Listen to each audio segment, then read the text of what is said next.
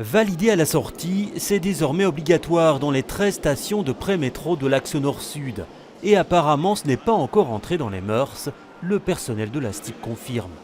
Il y a beaucoup de gens qui ne sont pas contents. On se fait engueuler tous les jours. C'est nul. À cause ? Si on paye déjà, on peut quand même sortir. Donc, je vois pourquoi il faut valider. 100% pour.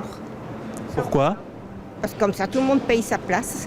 Voilà. Ces portiques et ce check-out, c'est l'une des armes anti-fraude de la STIB. Elle espère qu'ils permettront de diminuer le nombre de resquilleurs. En 2013 en tout cas, ils étaient plus nombreux qu'en 2012. Aujourd'hui, le taux de fraude apparent est aux alentours des 4%. On a fait à peu près 3 millions de contrôles en 2013 et on a dressé à peu près 75 000 procès-verbaux. Et c'est plus qu'en 2012, ça vous étonne pas ? C'est une légère augmentation, mais on a aussi une augmentation du nombre de voyageurs et donc il est logique que les chiffres bougent d'une année à l'autre. Le check-out n'est imposé que dans les stations de pré-métro, mais il n'est pas exclu de l'étendre aux stations de métro.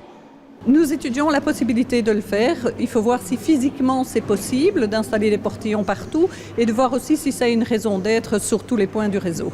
Alors ça cause des problèmes d'engorgement ? Ça pourrait éventuellement poser des problèmes d'engorgement en fonction de la disposition des stations. Dans notre test que nous avons fait au niveau du pré-métro, aujourd'hui, ça n'en pose pas. La STIB se dit satisfaite de la fiabilité de ces portiques.